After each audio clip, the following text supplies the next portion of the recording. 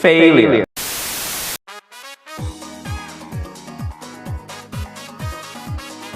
Sophie is a Persona Collab exclusive 5-star light axe unit, who is a welfare unit given to players during the raid event.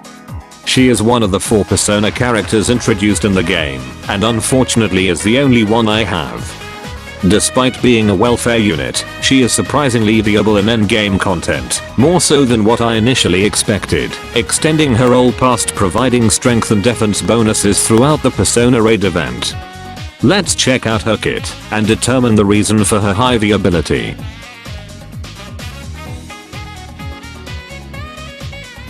Before we get into her skills and abilities, let's check out her normal combos.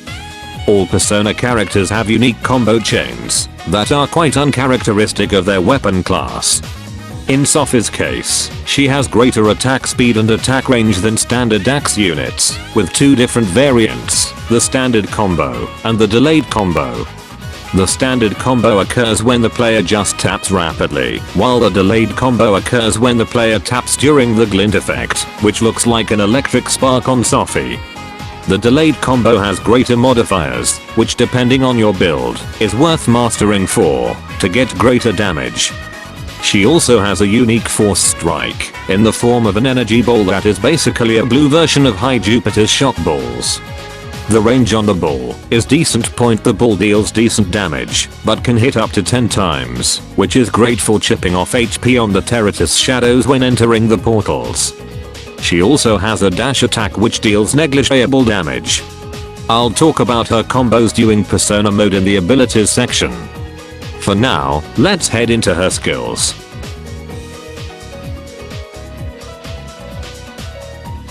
Her first skill, Drive Spinner, deals 1294% damage to surrounding enemies, and fills the Persona gauge by 6% when it connects.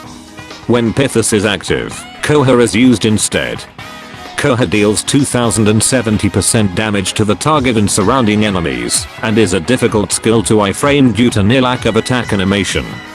The skill costs 3178 SP, which according to her attack speed and SP gain, pulling off 2 full standard combos, to activate this skill without any skill haste modifiers is actually pretty decent. Overall this skill has good damage, decent SP cost, but not really a good skill for iframing when Pithis is active. Her second skill, Upgrade, fills the Persona gauge by 14%, and for 30 seconds, increases her own strength by 20%, and extends her attack range. Media is used instead when Pithis is active, which restores HP to the team with 40% potency. Overall this skill is quite versatile, having the ability to self-buff, fill Persona gauge, and heal the team with a decent recovery potency.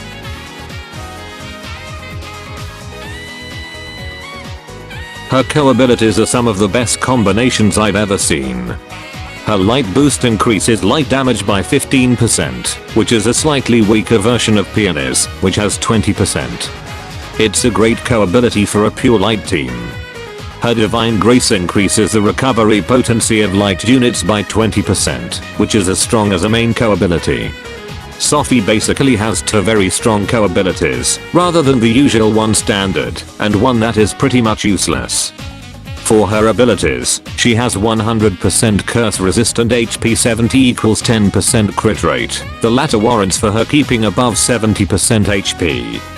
Her unique ability, Humanity's Companion, replaces her dragon gauge with a persona gauge, allowing her to summon Pithos when her persona gauge is at 40%. During transformation, Pithos will reduce the defense of surrounding enemies by 5% for 15 seconds, and can attack automatically. The ability also provides her a 5% permanent strength buff, and grants her the Energy Ball Force Strike. In addition, her Force Strike and dash attacks have different modifiers when Pithos is active.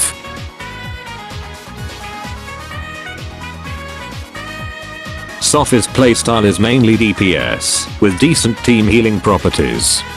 Hence, her build should focus more on DPS for a offense heavy build, or a offense healer hybrid, if she is required to assist in recovery. Abilities I would use are Skill Haste, Skill Damage, Flurry Skills, HP 70 related abilities, Recovery Potency, and perhaps Paralysis Punisher, if the team is paralysis heavy. For her dragon, Thor is my top pick, with him generally preferred for light DPS builds. Other applicable dragons include Akakuten, Cupid, and Gilgamesh.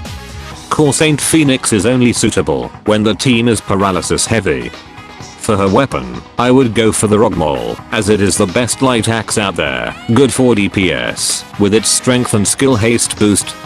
The mighty Thunder Crash and Chimeratech Rigel are decent alternatives.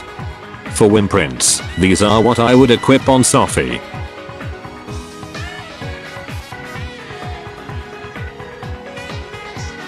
Following the trend of most collab exclusive welfare units, Sophie is quite viable in endgame content, perhaps even more so than other welfare units due to her relatively solid kit and versatility.